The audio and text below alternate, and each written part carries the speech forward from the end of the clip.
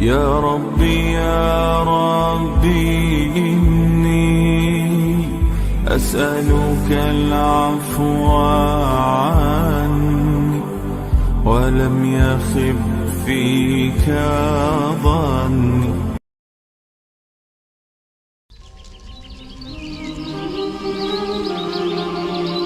شما شنونده سلسله جدید تحت عنوان سفر به سوی خوشبختی هستید. امیدواریم تا پایان این سفر همراهمان باشید.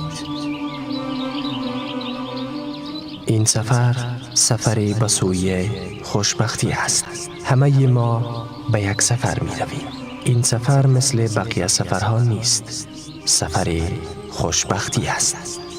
سفری که در این سلسله منظور ما هست سفر زندگی است.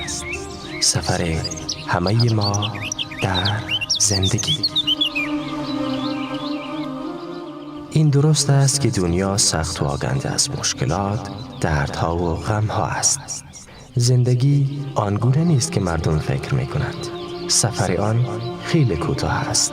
خلقت انسان از 5 عمر می گذرد، نه از 1 عمر. عمر اول. وَإِذْ أَخَذَ رَبُّكَ مِنْ بَنِي آدَمَ مِنْ ظُهُورِهِمْ ذُرِّيَّتَهُمْ وَأَشْهَدَهُمْ عَلَى أَنفُسِهِمْ أَلَسْتُ بِرَبِّكُمْ قَالُوا بَلَى شهدنا أن تقولوا يوم القيامة إنا كنا عن هذا غافلين. و هنگامی که پروردگارت از پشت‌های بنی آدم فرزندانشان را برگرفت و آنان را بر خودشان گواه ساخت و فرمود آیا من پروردگارتان نیستم؟ گفتند آری، شاهد بودیم. اولین عمر در وقتی آغاز آفرینش است، ولی انسان به یاد نمی آورد. این همان عمری است که فطرت تو در آن رشد کرده است. عمر دوم در عالم پشت هاست. از آدم تا روزی که متولد شدی انتقال از یک پشت به پشت دیگر. عمر سوم در زندگی دنیایی توست.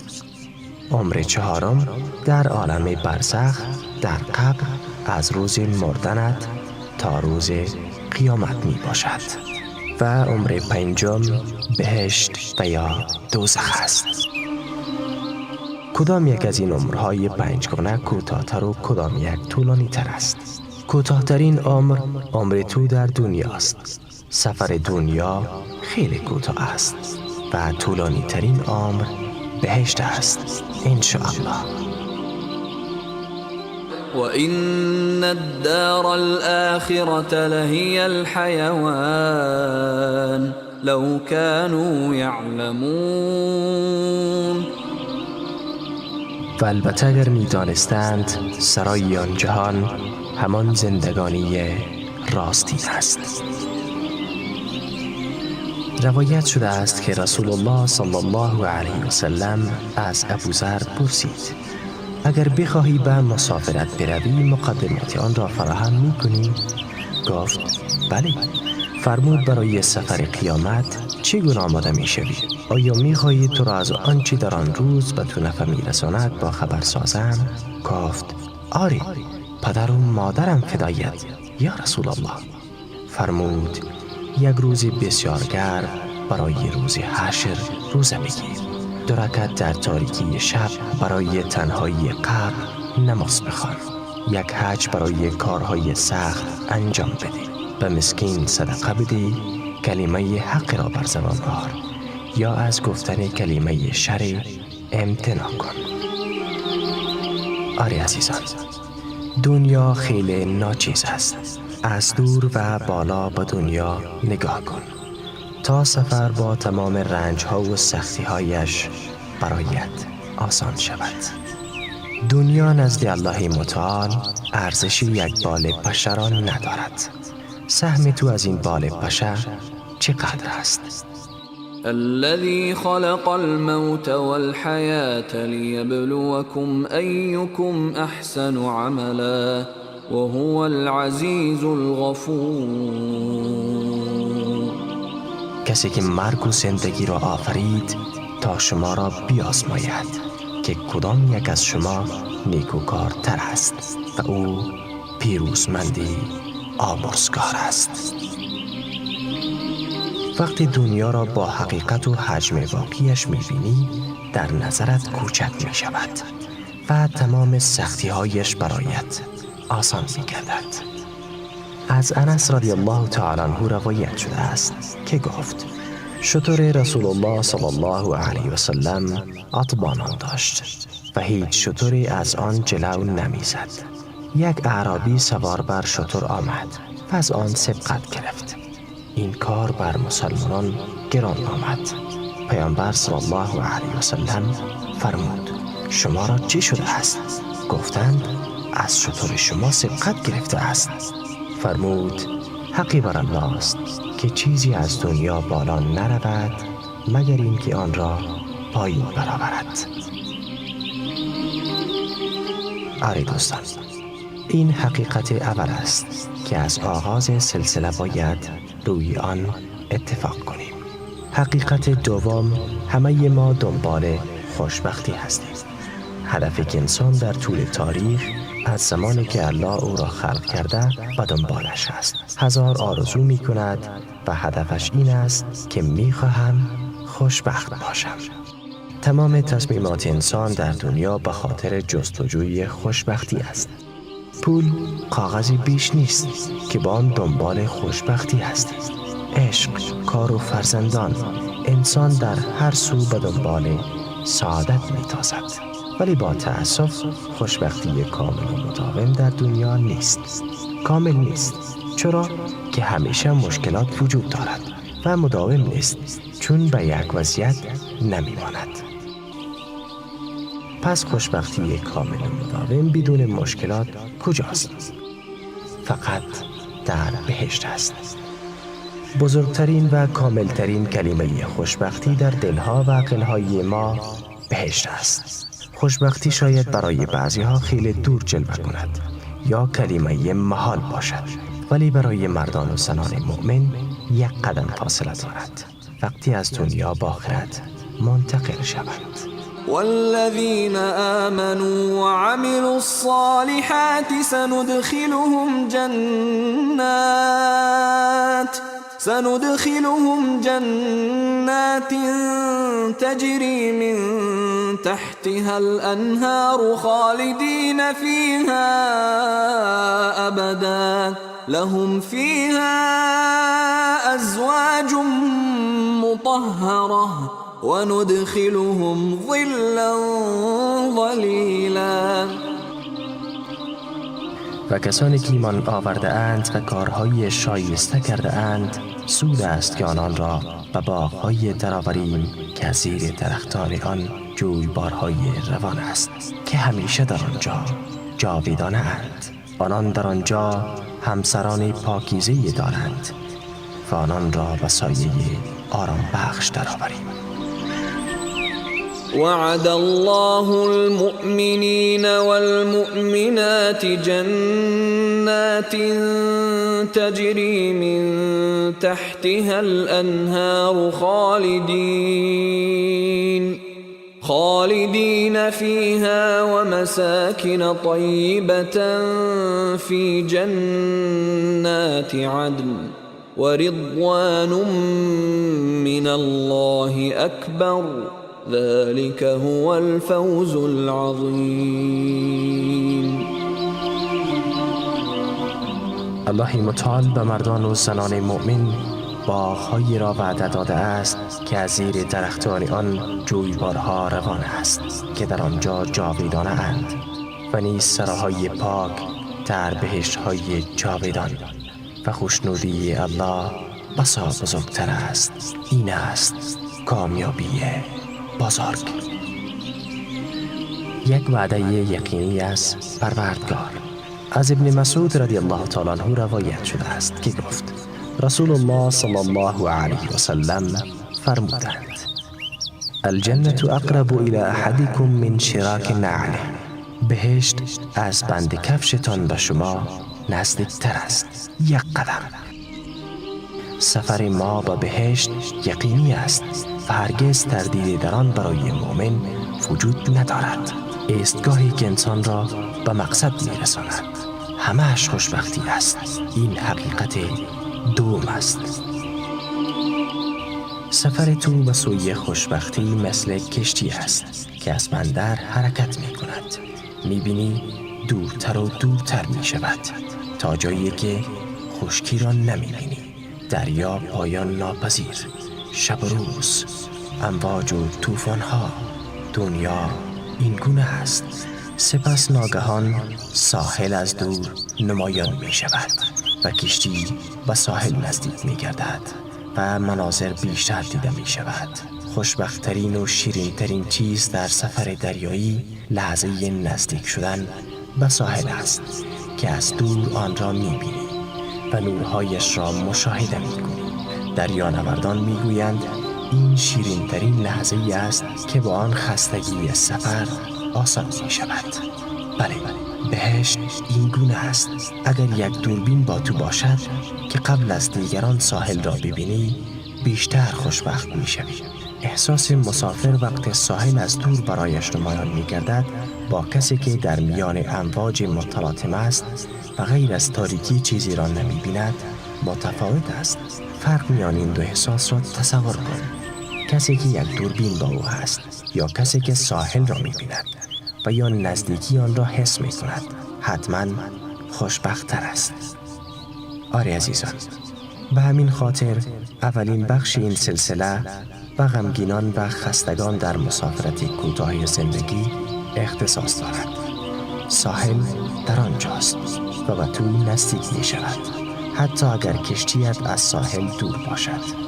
من یک دوربین به تو می دهم تا با آن بهشت را ببینی، تا این حقیقت را احساس کنی و از آغاز سفر بهشت را با چشمانت نظاره کنی. بیایید اکنون به بهشت برویم. بهشت را تصور کنیم و احادیث پیامبرمان صلی الله علیه و سلم را بشنویم و احساس کنیم که در آنجا هستیم. چشمانت را ببند و تصور کن. ما الان کجا هستیم؟ ما از پل صراط عبور کردیم.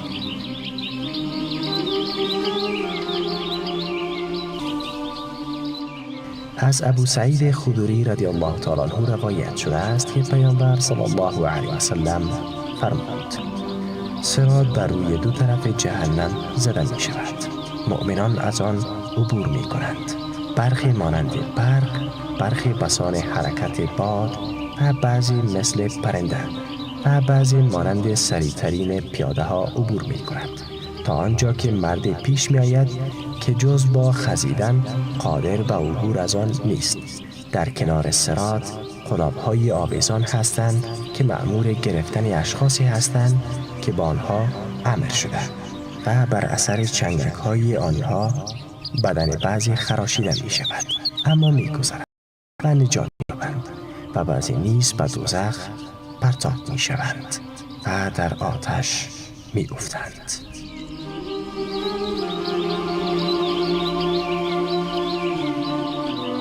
تو روی پل صراط هستی.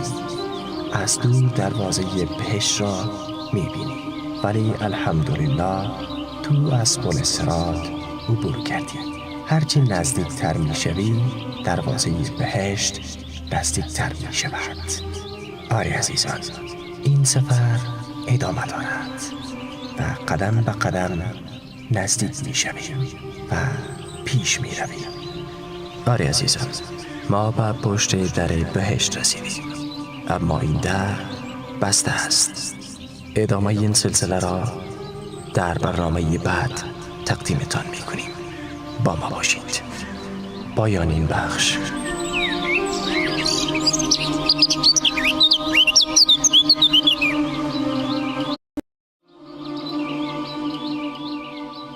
اینک توجه فرمایید به ادامه سفر به سوی خوشبختی. در برنامه گذشته از پل صراط عبور کردیم و به جلوه دروازه بهشت رسیدیم و ما الان جلوه دروازه بهشت هستیم، ولی در بسته است. مردم را جلوه در می‌بینی. بعضی از مردم نزدیک است از خوشحالی پرواز کنند. ببین قرآن چگونه این خوشحالی را توصیف می‌کند.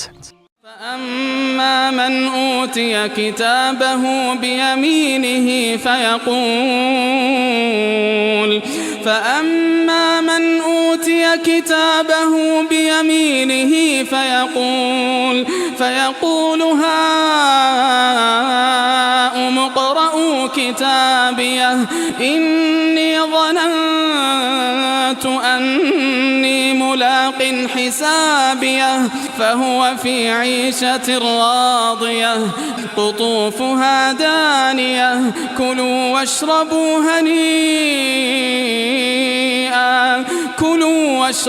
هنيئا بما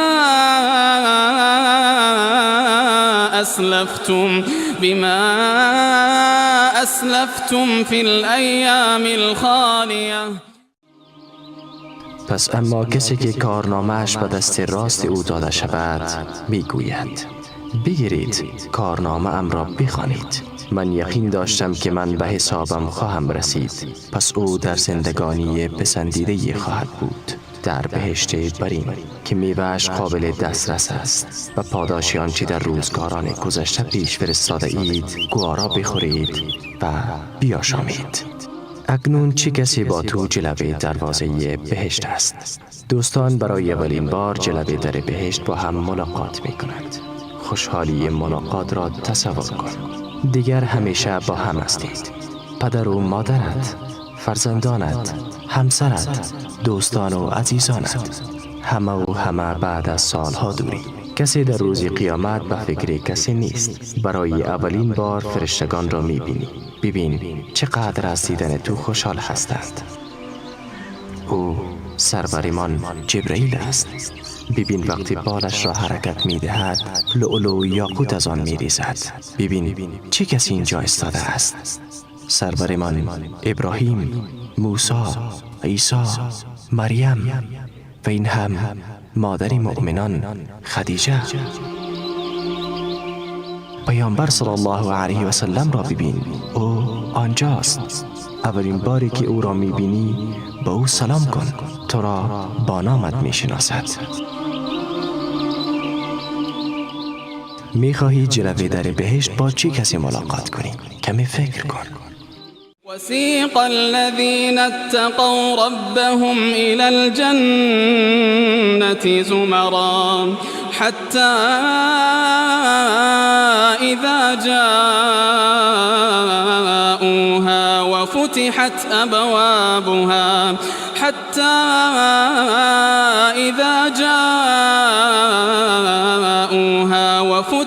أبوابها وقال لهم خزنتها سلام عليكم طبتم فادخلوها خالدين.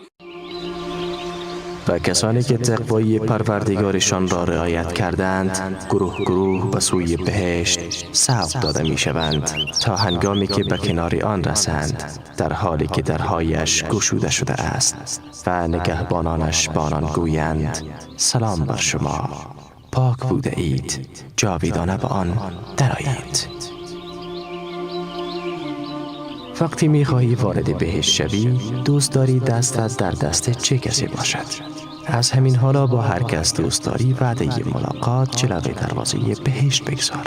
به من بگو ببینم تو در کدام صف از صفوف مردم هستی. بگو ببینم از پیامبر صلی الله علیه و سلم و صحابه دور هستی یا آنان جلو هستند و تو با آنان نزدیکی. تصور کن که با آنان نزدیک هستی. آیا نسبت به مادرت نیکی کردی و یا خیر؟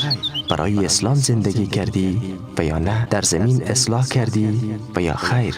حلال خوردی؟ رشوه را قبول نکردی؟ ای خانم شنونده، تصور کن که اگر بانو خدیجه یا فاطمه و یا هم مریم نزد تو آمدند در حالی که تو 18 سال داری و دستت را گرفتند، چون یک صفت از صفت آنان در تو است. ای آقای شنونده، تصور کن پیامبر تو را دوست دارد به خاطر صفت زیبایی که در تو است. پس شلوی مردم تو را صدا کند بیا نزد من. پیامبران، صدیقان و شهیدان، تو حلال خوردی، رشوه قبول نکردی و برای اسلام کار کردی. تصور کن که با هیجان ایستاده هستی و منتظری که دروازه بهشت باز شود تا این تجربه را مشاهده کنی. تجربه‌ای که در پیش رویت انجام می‌گیرد. از انس بن مالک رضی الله تعالی عنه روایت شده است که رسول الله صلی الله علیه و سلم فرمودند: روز قیامت خوشگذرانترین و پرنعمتترین اهل دنیا از دوزخیان آورده و یک مرتبه در آتش فرو برده می شود. آنگاه به او گفته می شود: ای فرزند آدم، آیا هرگز خوشی و خیر دیده ای؟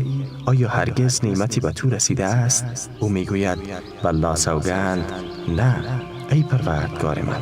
آنگاه بلازده ترین و فقیرترین مردم دنیا از بهشتیان آورده و یک مرتبه به بهشت برده می شود. آنگاه به او گفته می شود: ای فرزند آدم، آیا هرگز ناراحتی و فقر دیده ای؟ آیا هرگز بر تو سختی گذشته است؟ او جواب می دهد: خیر، والله سوگند هرگز فقر ندیدم، هرگز ناراحتی و سختی نکشیدم.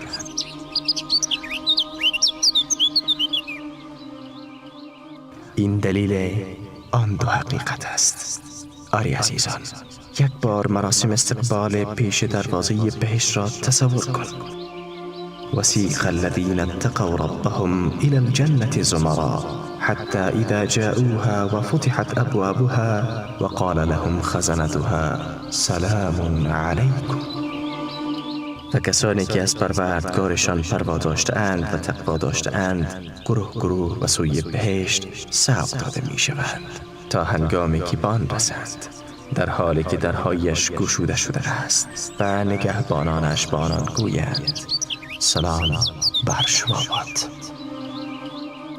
جشن استقبال در دنیا پر از نور، هیجان، خوشحالی و سرور است. نظرت در مورد جشن استقبال آخرت چیست؟ چه کسانی از تو استقبال می کنند؟ استقبال کنندگان فرشتگان الهی‌اند. موضوع مهم قبل از ورود به بهشت. ونزعنا ما في صدورهم من غل إخوانا على سرر متقابلين.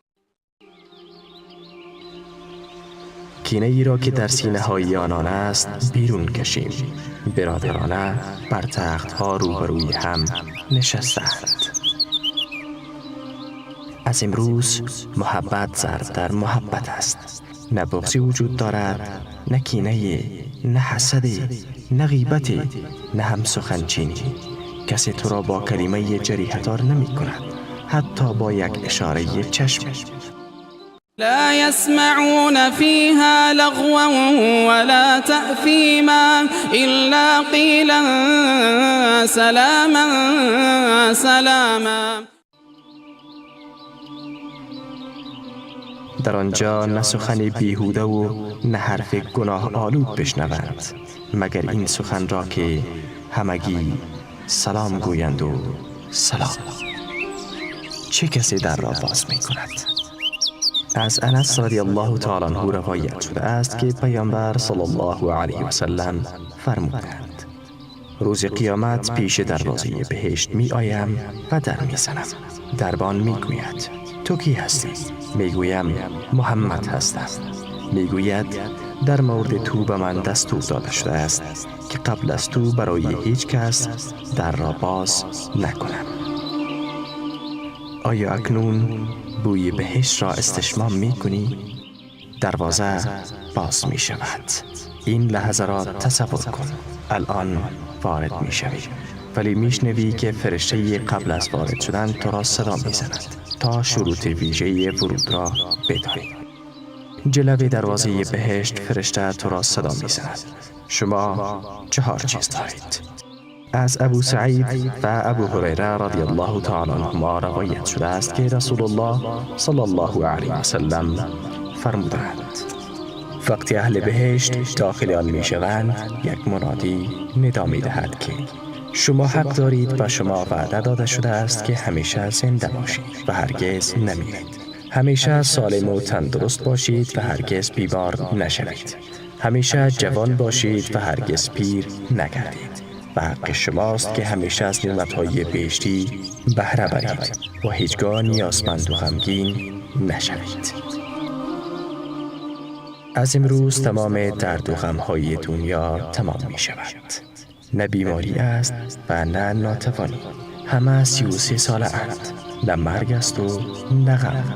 هر دقیقه در بهشت خوشبختی در حال افزایش است و هرگز غم و درد وجود ندارد.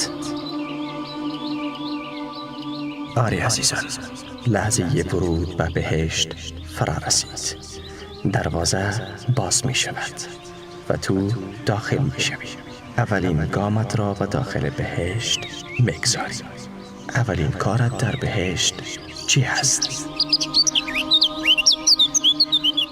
این که اولین کار بعد از ورود به بهشت چی است در قسمت بعدی بیان می گردد. پایان.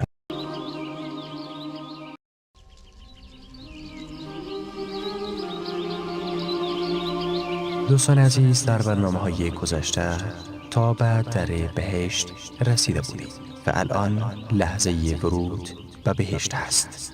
دروازه باز می شود و تو داخل می شوی. اولین کاری که در وقت ورودت انجام می دهی چی کار است؟ اولین کار استشمام بوی بهشت است. تو بوی بهشت را استشمام می کنی. نگاه کن اطرافت را. رنگ های مختلف، دریاها، کاخها، پرندگان، فرشتگان و لباسی که می پوشی. یحلون فیها من اساور من ذهب و لؤلؤا و لباسهم فیها حریر. در آنجا با دستبندهای زرین آراسته کردند و نیز مروارید بانان ارزانی می شود و لباسشان در آنجا ابریشم است. تصور کن که چگونه چشمانت از تماشای یک زیبایی و زیبایی دیگر منتقل می شود.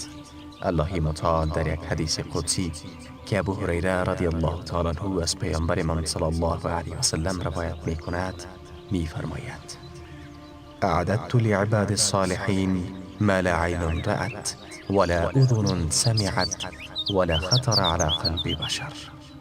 جایی را برای بندگان صالحم آماده ساخته‌ام که نه چشم آن را دیده و نه گوش توصیفش را شنیده و نه به قلب بشر خطور کرده است. ابو هریره رضی الله تعالی عنه می فرماید: اقرأوا ان شئتم فلا تعلم نفس ما اخفی لهم من قرة اعین.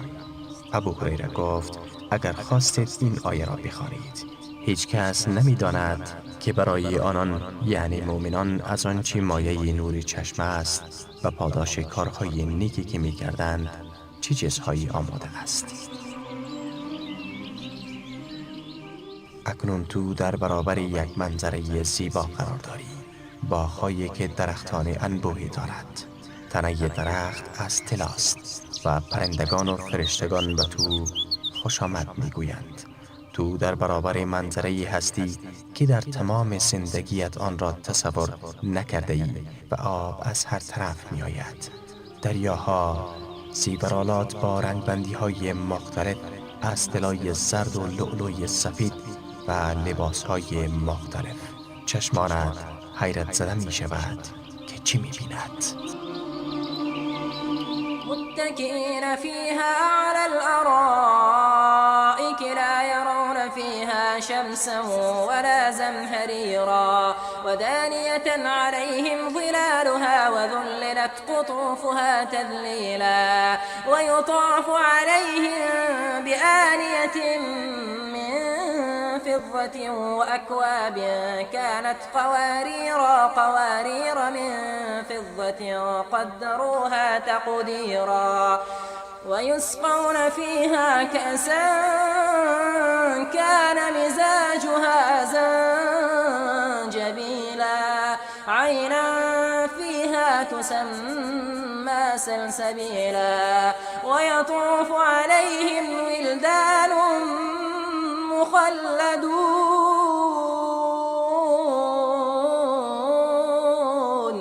إذا رأيتهم حسبتهم لؤلؤا منثورا وإذا رأيت ثم رأيت نعيما وملكا كبيرا عاليهم ثياب سندس خضر واستبرق وحلوا أساور من فضة وسقاهم ربهم شرابا طهورا إن هذا كان لكم جزاء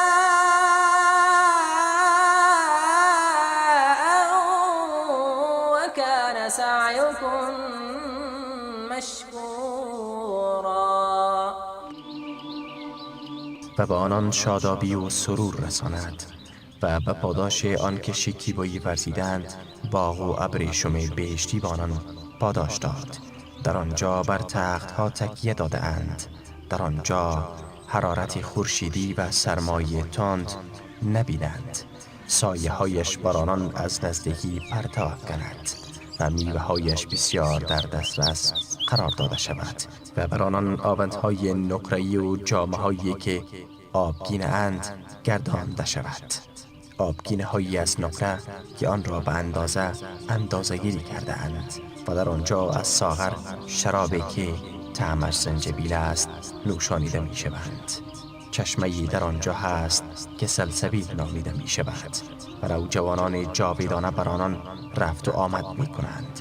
چون آنان را می بینی آنان را مرواریدی از رشته افشانده می بنداری و چون بنگری نعمت بسیار و فرمان روایی بزرگی می بینی. بر آنان پوشش های سبز از ابریشم نازک و ابریشم صدبر است و با دستبندهایی از نقره آراسته شده اند و پروردگارشان شراب پاکیزه‌ای به آنان خواهد نوشاند. این نعمت‌ها به عنوان جزای اعمالتان است و تلاشتان پذیرفته شده است. آری عزیزان، در بهشت این چنین نعمات در نظر گرفته شده است. مفهوم ودانیة علیهم ظلالها یعنی سایه هایش بر آنان از نزدیک پرتو کند. این سایه ها برای حفاظت از گرمای خورشید نیست، چون آنان لا یرون فیها شمسا ولا زمهریرا. در بهشت نه خورشید می‌بینند و نه سرمایه سختی. سایه به خاطر نرمی دل و زیبایی منظر است و تنوع درجه های سایه بر زیبایی می‌افزاید. إن الأبرار لفي نعيم على الأرائك ينظرون تعرف في وجوههم نظرة النعيم.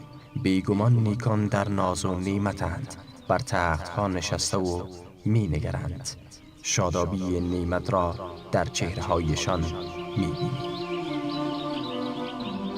ابو هریره رضی الله تعالی عنه از رسول الله صلی الله علیه و سلم روایت می کند که آن حضرت فرمودند اولین گروهی که وارد بهشت می شوند چهره هایشان مانند ماه شب 14 است. سپس کسانی که پشت سر آنان وارد می کردند همانند روشنترین ستاره درخشنده آسمان نورانی هستند. ادرار، مدفوع، تف و آب بینی ندارند. شانه های آنان طلا و عرقشان مشک است. سبحان الله و الحمدلله گفتن با آنان الهام می شود، چنان که نفس کشیدن با شما الهام می شود. آره دوستان، از زیبایی بهشت این است که هر قدم که پیش می روی زیباییش را می بینی و بدون قصد زمزمه می کنی سبحان الله والحمد لله ولا اله الا الله والله اکبر. و اذا رأیت ثم رأیت نعیما و ملکا کبیرا. و چون بدانجا بنگری سرزمینی از نعمت و کشور پهناوری می بینی. هر وقت به چیز کوچک یا بزرگی در بهشت نگاه کنی نعمت شگفت‌انگیز و کشور پهناوری را می‌بینی. تو در دنیا هرچه ساده باشی اما در بهشت از نظر قدرت، نفوس و ثروت 10 برابر از بزرگترین پادشاه دنیا بزرگتر هستی. الان تو پادشاهی. الا این سلعة الله غالیه، الا این سلعة الله الجنه. آگاه باشید که کالای الله متعال گرانبهاست. آگاه باشید که کالای الله متعال بهشت است. رسول الله صلی الله علیه و سلم می‌فرمایند: آیا کسی هست که خود را برای رسیدن به بهشت آماده کرده باشد؟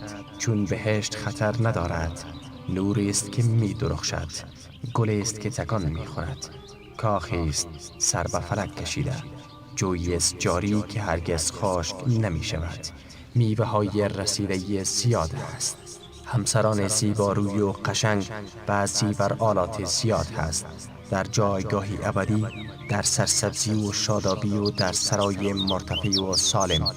گفتند: ما خود را برای آن آماده کردیم یا رسول الله. فرمودند: بگویید انشاءالله.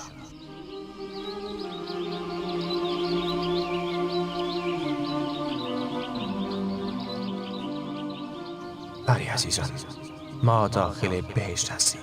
به من بگویید اولین کاری را که انجام می دهید چیست؟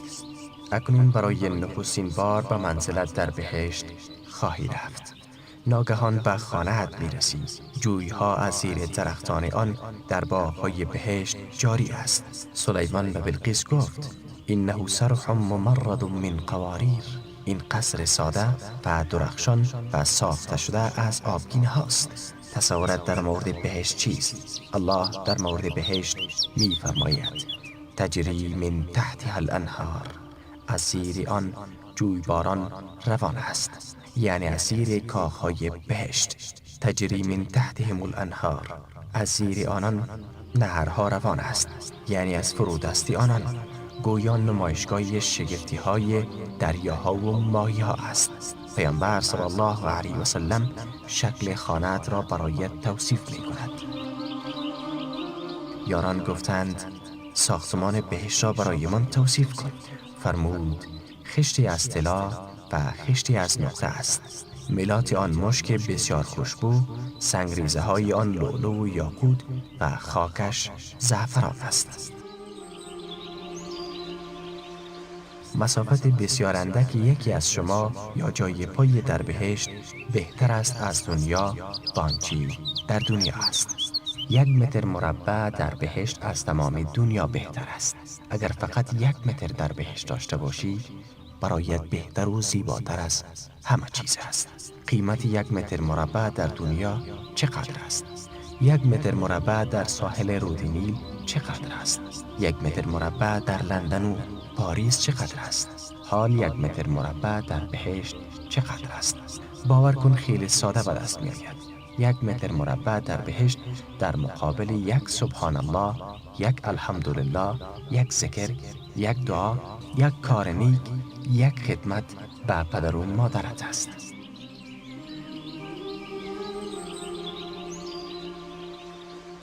در بهشت چی درجه داری؟ از عباده بن صامت روایت شده است که رسول الله صلی الله علیه و سلم فرمودند: بهشت 100 درجه است که فاصله بین هر دو درجه به اندازه فاصله آسمان و زمین است و بهشت فردوس بالاترین درجه آن است و نهرهای 4گانه بهشت از آن سرچشمه میگیرند و بالای آن عرش است. پس هرگاه چیزی از الله خواستید، بهشت فردوس را از او طلب کنید. از ابو سعید خدری رضی الله تعالی عنه روایت شده است که پیامبرمان صلی الله علیه و سلم فرمودند: هر کس به الله به عنوان پروردگار و به اسلام به عنوان دین و به محمد صلی الله علیه و سلم به عنوان پیامبر راضی و خوشنود باشد، بهشت برای او واجب شده است. گفت ابو سعید از آن جملات خوشش آمد و گفت: ای رسول الله، آنها را برای من تکرار کن. پیامبر تکرار نمود و سپس فرمود: عملی است که الله با آن بنده را 100 درجه رفعت می بخشد که فاصله بین هر دو درجه به اندازه فاصله میان آسمان و زمین است. گفتند: ای رسول الله، این عمل چیست؟ فرمود: جهاد در راه الله متعال. جهاد در راه الله متعال.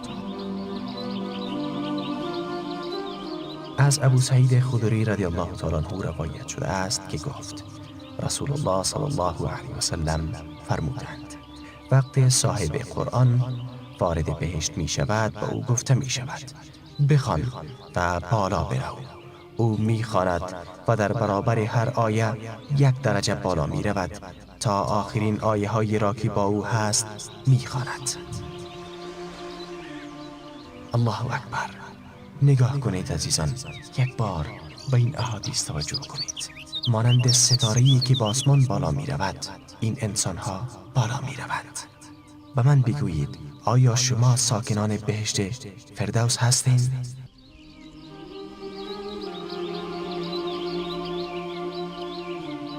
از معاذ بن جبل رضی الله تعالی عنه روایت شده است که گفت شنیدم رسول الله صلی الله علیه و سلم می‌فرماید درجه است که فاصله هر درجه با درجه دیگر به اندازه فاصله بین زمین و آسمان می باشد و بالاترین بهشت فردوس است. بهترین بهشت فردوس است. عرش الله بر روی فردوس قرار دارد و نهرهای بهشت از آنجا سرچشمه می گیرند. پس هرگاه چیزی از الله خواستید بهشت فردوس را بخواهید.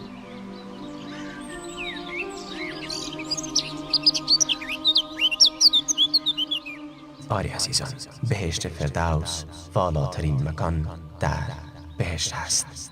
پس بیایید همه ایمان از الله متعال بخواهیم که بهشت فردوس را نصیب من بکند و توفیق او اعمال را برای من بدهد که ما را به بهشت فردوس میرساند. پایان این قسمت.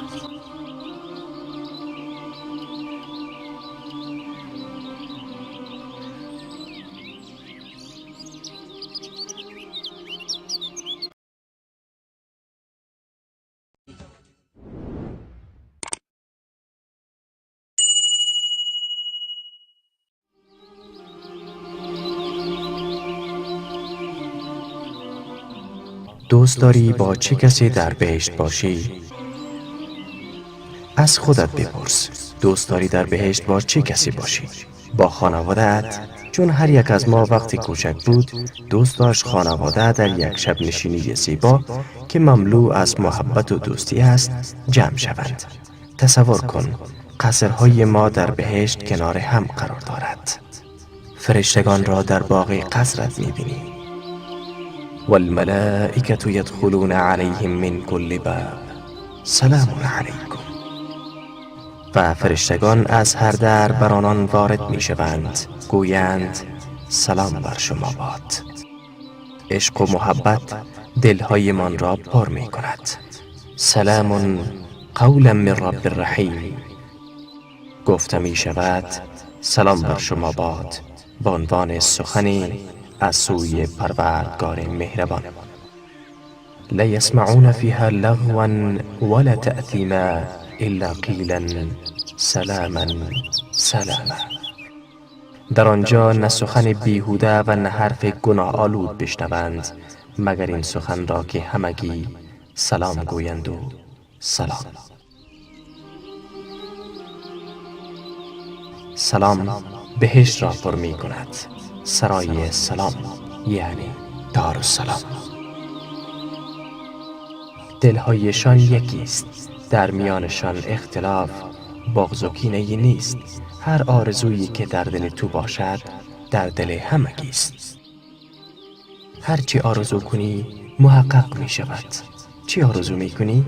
از همین حال آرزو کن. چی آرزویی برای خودت داری؟ لهم ما یشاءون فیها ولدینا مزید. آنان در آنجا هر چی خواهند دارند و در نزد ما افزون بر این است. ملاحظه کن، ما یعنی هر چی اشتها کند. و فیها ما تشتهیه الانفس و تلذ الاعین و انتم فیها خالدون. و در آنجا آنچه دل خواهد و دیدگان از آن لذت برند وجود دارد و شما در آنجا جاودانه خواهید بود. چه آرزو میکنی؟ محبت و دوستی میخواهی؟ آن موجود و مداوم است و هرگز سست نمی شود. تصور کن تو و همسرت از انس رضی الله تعالی عنه روایت شده است که رسول الله صلی الله علیه و سلم فرمودند: إن في الجنة سوقا يأتونها كل جمعة فتهب ريح الشمال فتحث في وجوههم وثيابهم فيزدادون حسنا وجمالا فيرجعون إلى أهليهم وقد ازدادوا حسنا وجمالا فيقول لهم أهلهم والله لقد ازددتم حسنا وجمالا فيقولون وأنتم الله لقد ازددتم بعدنا حسنا وجمالا. در بهشت بازاری است که اهل بهشت هر جمعه به آنجا می آیند و باد خنک شمال می وزد و به صورت و لباس آنان می وزد و آنان بر اثر نسیم آن لطافت و زیباییشان زیاد می شود. بعد نزد خانواده هایشان در حالی که بر حسن و جمال آنان افزوده شده برمیگردند. اهل خانواده با آنان می گوید والله سوگند که حسن و زیبایی شما افزوده شده است. آنان جواب می دهند والله سوگند بعد از ما و در غیاب ما حسن و جمال شما نیز افزونتر شده است. تصور کن هر هفته بر زیبایی تو همسرت افزوده می شود تا بی نهایت. بسیاری از مردم در زندگی دنیا عاشق سفر، گردش و استکشاف هستند. می خواهم در بهشت مسافرت کنم و زیبایی ها و گنج هایش را شخصاً کشف کنم. چون این افراد خیلی در بهشت خوشحال می شوند. بعضی از مردم هزاران کیلومتر مسافرت می کنند تا آفرینش الله متعال یا صنعت انسان را در دنیا ببینند، مثل آبشارهای نیاگارا، برج ایفل، تاج محل و امثال آن. نظر در مورد مناظر و تحفه هایی که الله در بهشت برای ما آماده کرده چیست؟ به نظر تو آیا زیبایی و شگفت انگیزی آبشارهای بهشت مثل زیبایی و شگفت انگیزی آبشارهای دنیاست؟ خودت و همسرت را در حال گردش در جزیره خصوصی خودتان در بهشت تصور کن که در آن شیرین ترین دریاها و رودها قرار دارد. زیباترین منظره‌ای که در دنیا دیده‌ای چیست؟ خوب در مورد آن فکر کن. چی تأثیر در دلت گذاشته است؟ مناظر بهشت را با آن قیاس کن. تأثیر بزرگ آن بر قلبت چگونه خواهد بود؟ این سفر چند سال طول خواهد کشید؟ آرزو می‌کنی یک سفر دور بهشت داشته باشی؟ بهشتی که پهنایش به اندازه آسمان ها و زمین است. از انس ابن مالک رضی الله تعالی عنه روایت شده است که پیامبر من صلی الله علیه و سلم فرمود: إن في الجنة لشجرة يسير الراكب في ظلها 100 عام لا يقطعها. در بهشت درختی وجود دارد که فرد سواره 100 سال در زیر سایه آن حرکت می کند اما نمی تواند آن سایه را به پایان برساند. بگو برایم، آیا می خواهی با طیاره مسافرت کنی یا بر روی فرش باد یا مثل سرور من جعفر که با دوبالش می برد؟ هرچی می خواهی آرزو کن، یا با بهترین موتر یا با براقی که در سفر اسرا بود یا یک کشتی کاملا مجهز تفریحی را آرزو می کنی. هر چیزی را که بر بی نهایت تقسیم کنی مساوی با صفر است. برای خودت چی آرزو می کنی؟ می خواهم فیلم زندگیم در دنیا را برگردانم. الله متعال آنچی بوده و آنچی خواهد بود و آنچی نبوده که اگر می بود چگونه خواهد بود را می داند. آنچی اتفاق نیافتاده نگاه کن که اگر رخ می داد دیگه چی بود؟ به این ترتیب عشق و محبتتان به الله و حکمت برای من در زمین مقدر کرده بزرگترین خیر بود. تصور کن الله تو را از حکمتش در زندگیت آگاه کند. فیلم زندگیت را می‌بینی در حالی که خوشحال هستی و نمی‌دانی چگونه از الله متعال تشکر کنی.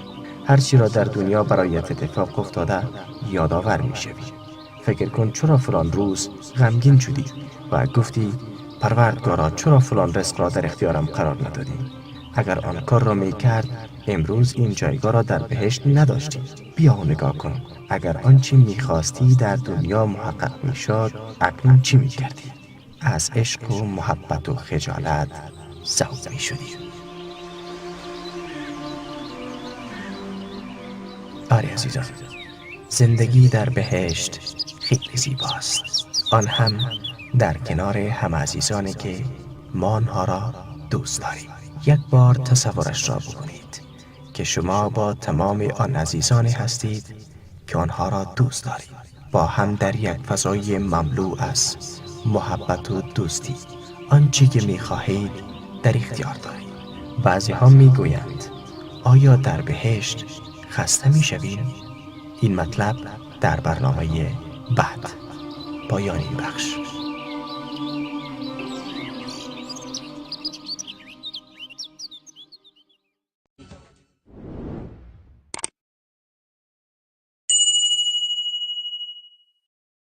اینک توجه کنید به سلسله سفر به سوی خوشبختی. عنوان برنامه کنونی ما، بعضی ها میگویند آیا در بهشت خسته میشویم؟ میباشد. شنونده باشید.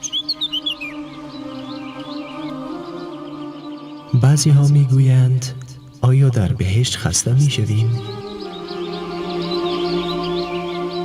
اعوذ بالله من الشیطان الرجیم. بسم الله الرحمن الرحیم. إن أصحاب الجنة اليوم في شغل فاكهون هم وأزواجهم في ظلال على الأرائك متكئون. بهشتیان امروز به کاری مشغولند و شادمانند. آنان و همسرانشان در سایه های بر تخت ها تکیه زده‌اند. إن الذين آمنوا وعملوا الصالحات كانت لهم جنات الفردوس نزلا خالدين فيها لا يبغون عنها حولا. براستی آنانی که ایمان آورده اند و کارهای شایسته انجام داده اند، جایگاه پذیراییشان باغ‌های فردوس است. در آنجا جاویدانه اند، از آنجا تغییر و تحول نجویند. خوشبختی حقیقی همان بهشت است.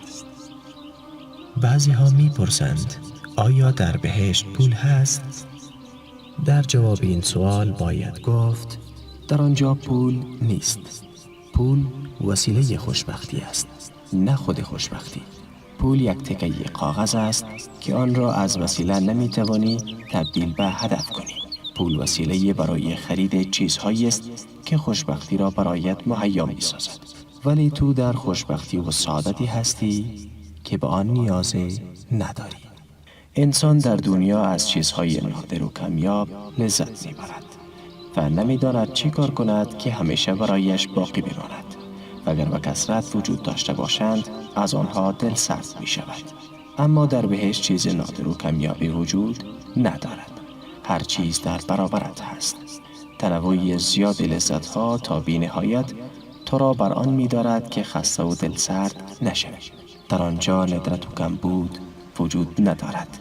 همه چیز پیش رویت است. ولی این تنوع زیاد پایان ناپذیر تو را بر آن می‌دارد که همواره بدون انقطاع لذت ببری. این حقیقت خوشبختی است. همه اینها به خاطر تو است ای انسان. در مقابل مسافرت کوتاهی که 60 سال است، در این مسافرت بر سختی ها و از دست دادن دوستان صبر کن تا نعمت ابدی را به دست آوری. از ابو هریره رضی الله تعالی عنه روایت شده است که گفت رسول الله صلی الله علیه و سلم فرمودند من خاف ادلج و من ادلج بلغ المنزل الا ان سلعة الله غالیه الا ان سلعة الله الجنه.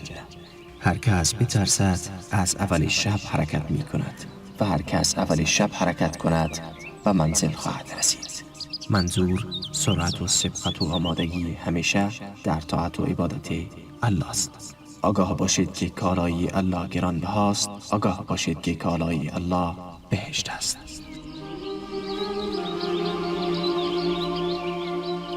آیا کسی هست که آستین‌هایش را برای رسیدن به بهشت بالا زند؟ دنیا آسان است و خوشبختی کامل بهشت است.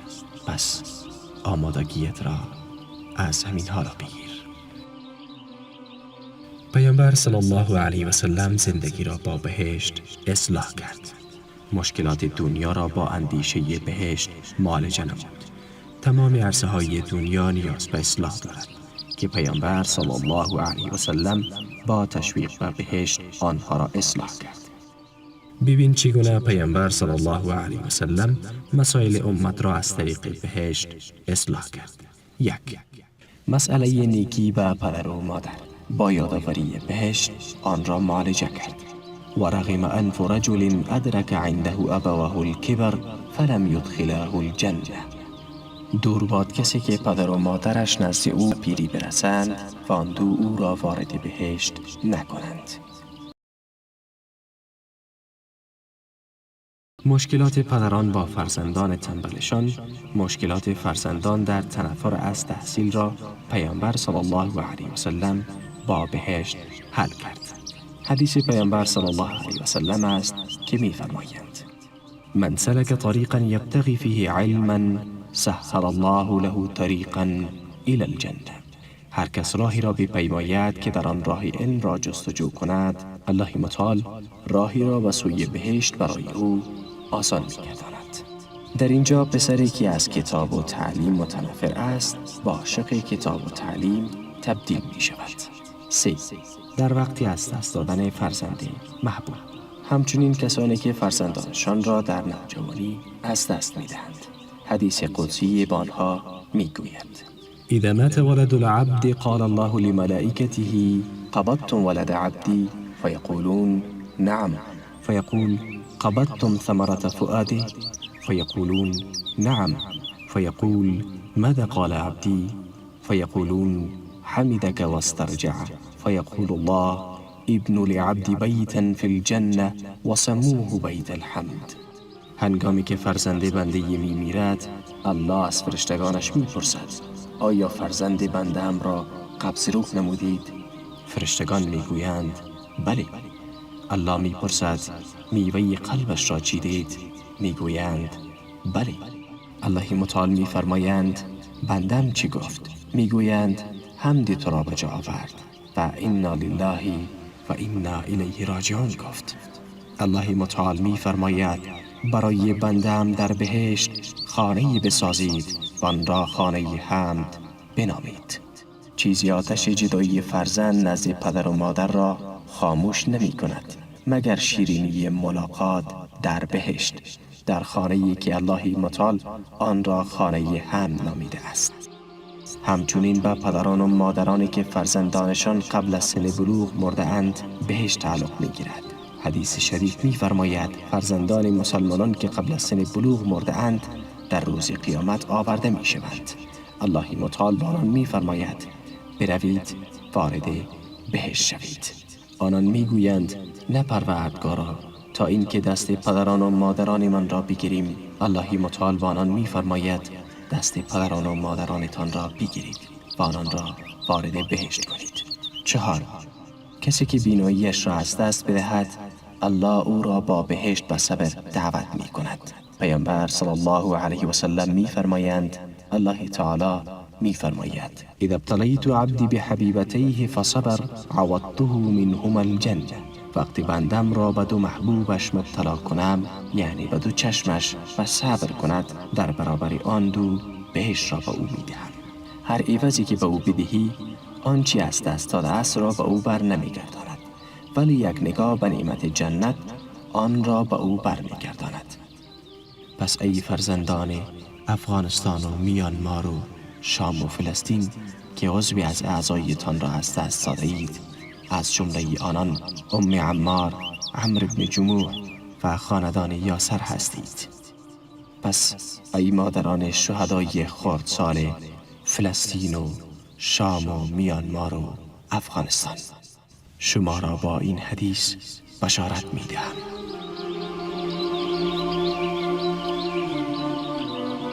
5. در برپا کردن عبادتگاه ها. من بنا لله مسجدا بنا الله له بیتا فی الجنه.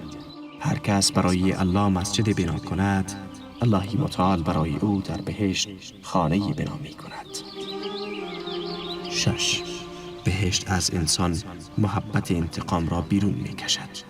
کسی که به ظلم و ستم زندانی یا دستگیر شده است، وقتی خارج می شود و چیزی جز انتقام نمی اندیشد، بهشت این کینه را بیرون می کشد.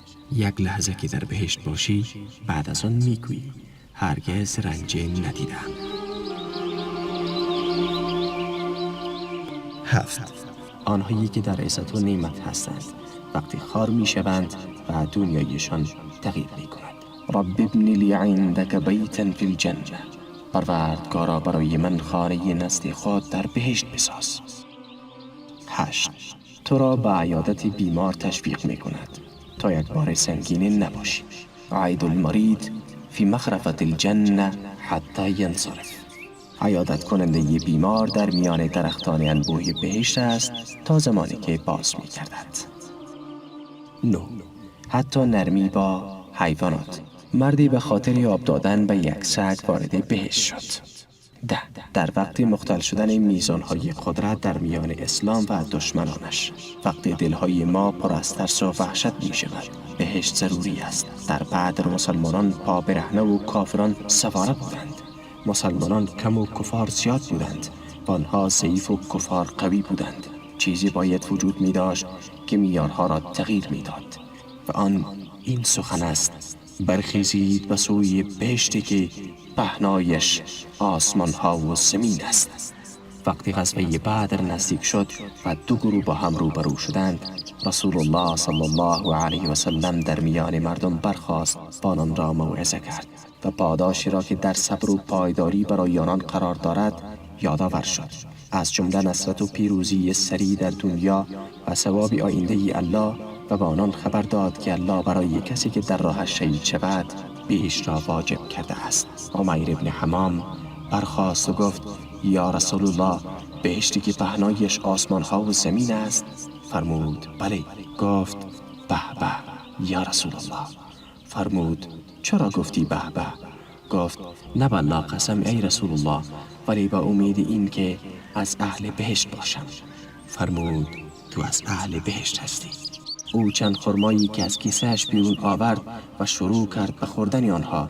سپس گفت: اگر زنده بمانم که این خرماها را تمام کنم، این یک زندگی طولانی است. او آنها را دور انداخت و جنگید تا کشته شد. او اولین شهید بود.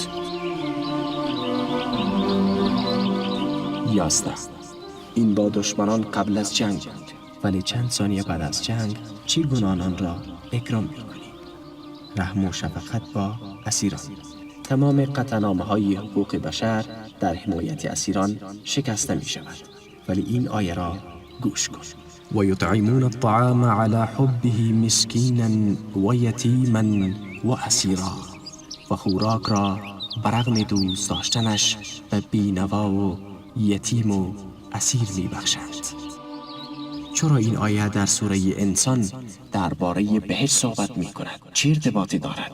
امکان ندارد قلب خانواده ها در برابر گنجینه های دنیا نسبت به اسیر مهر بورزد، و ویژه اگر محبوب ترین افراد نزدشان کشته شده باشند.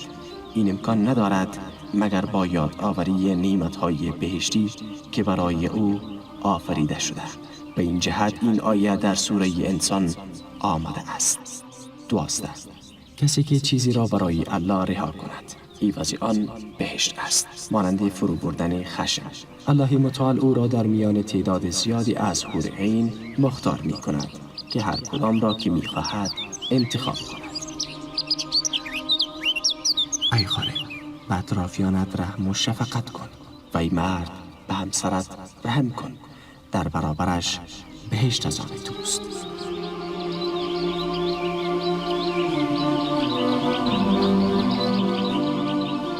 13. صدای کفش بلال در بهشت از سروران سبقت گرفت. همچنین آل یاسر کباب می شود تا اینکه خفه می شود. ضربه به شرمگاه سمیه زده می شود تا کشته می شود و عمار آویزان می شود به سبب صبرشان. صبرا یا آل یاسر فإن موعدکم الجنه. ای خانواده یاسر، صبر کنید، وعده شما بهشت است. ویح عمار تقتله فئة الباغیه یدعوهم الى الجنه و یدعونه الى النار. وای بر عمار، او را گروه باغی و شورشی می کشند. او آنان را به سوی بهشت دعوت می کند و آنان او را به طرف آتش دعوت می کنند. 14. من و کفالت کننده یتیم در بهشت ماننده این دو هستیم، و بعد دو انگشت سبابه و میانه اشاره کرد، چون او صلی الله علیه و سلم یتیم بود. کسی که پدرانه با یتیم رفتار کند. پیامبر صلی الله علیه و سلم به منزله پدرش است. این حقیقت را صحابه خیلی خوب فهمیدند و دیدگاهشان نسبت به زندگی و آخرت تغییر کرد. به اتفاقی که برای صهیب رومی اتفاق افتاد توجه کن. آن فقیری که برای زندگی به مکه رفت، او بینوایی بود که هیچ چیز نداشت، پس تجارتش رونق گرفت و ثروتمند شد. بعد اسلام آورد و تصمیم گرفت از مکه به مدینه هجرت کند.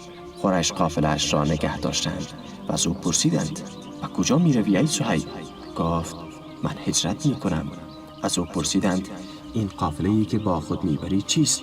10 شتر بود که چیزهای گران قیمت بر روی آنها بود. با آنها گفت اینها ثروت و اندوخته‌های من هستند. و او گفتند تو بینوا نزد ما آمدی و نزد ما ثروتمند شدی. اگر میخواهی هجرت کنی تمام مالت را بگذار و برو. او فوراً و بدون تردید با آنها گفت و من بگویید اگر تمام مالم را بگذارم آیا میگذارید هر کاری میخواهم انجام دهم؟ گفتند بلی. گفت همه اموالم را بگیرید. در یک لحظه تصمیم گرفت. چه کسی به او این توانایی را داد که این تصمیم مهم را بگیرد؟ آن قدرت عظیمی که او را بران داشت که این مبارزه طلبی را بپذیرد و تمام ثروتش را در راه هجرت به مدینه فنا کند چیست؟ و او گفتند آن شتری را که بر آن سوار هستی هم برای ما میگذاری. گفت این شتر را که سوارم هم بگیرید. گفتند عبایی را هم که به تن داری. گفت این را هم بگیرید. ثروتمند، فقیر و بیچیز هجرت می کند. در وقت خارج شدن پیامبر صلی الله علیه و سلم او می فرماید چی معامله سودمنده ای ابو یحیی، یعنی تو فایده کردی. چه به دست آورد؟ و صهیب می خندد. سلیم به خاطر راضی کردن شوهرش اشکهایش را نگه داشت. به این خاطر پیامبر صلی الله علیه و سلم صدایش را در بهشت شنید. عماره شانه قطع شدهش را مخفی میکرد تا زنها به او نخندند. وقتی عمر رضی الله تعالی عنه به او گفت مژده بده که بخشی از بدنت قبل از تو به بهشت رفت، او با این سخن به زنان مدینه مباهات و افتخار می‌ورزید. زنان زیبا به دستان نرمشان افتخار می‌کنند و او به قطع شدن دستش مباهات می‌ورزد. عمرو بن جموح یادآوری برای معلولان. از چند نفر از بنی سلیبه روایت شده است که عمرو بن جموح نزد رسول الله صلی الله علیه و سلم آمد و گفت این فرزندانم به من اجازه نمیدهند که با تو جهاد کنم و الله سوگند من امیدوارم که شهید شوم و با این پای لنگم در بهشت راه بروم.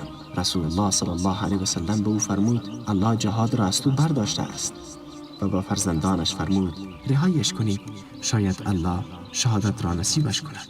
او با رسول الله صلی الله علیه و سلم خارج شد و در روز احد شهید شد. قهرمانان ورزشکاران مسابقه می‌دهند ولی اولین دونده اسلام هدفش بهشت بود. او سلیمه ابن اکوع بود. یک جاسوس سوار بر اسبی آمد. پیامبر صلی الله علیه و سلم فرمود چه کسی این مرد را میگیرد و در مقابل بهشت از او باشد؟ مرد روی شتر جوان حرکت کرد و مرد روی شتر بزرگسال و من پیاده حرکت کردم. بر سرعتم افزودم تا از کسی که سوار شتر بزرگسال بود سبقت کردم. سپس سرعتم را زیادتر کردم تا از کسی که سوار شتر جوان بود سبقت گرفتم. سپس به آن مرد رسیدم. داستان حرام ابن ملحان. صحابی ابن ملحان نزد پادشاه یمن رفت تا او را به اسلام دعوت کند. فرض بر این است که سفیران به سوی پادشاهان احساس امان کنند. در وقت صحبت کردن با پادشاه، شاه به یکی از نگهبانانش اشاره کرد. او نیزه به سوی ابن ملحان پرتاب کرد که پشتش را شکافت. او فریاد زد و پروردگار کعبه سوگند کامیاب شدم. او چیز به دست آورد؟ آیا این نور را دیدی؟ آیا عینک بزرگ کننده یکس ها را دیدی؟ آیا بهشت را دیدی؟ بهشت به تو نزدیک شد.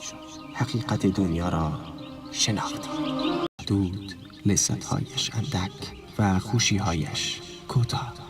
آنچه که کامل و تمام ناشدنی و فراوان است او در بهشت است. پس از الله متعال می‌خواهیم که ما را وارد بهشت گرداند و در کنار هم قرار دهد. پایانی بخش.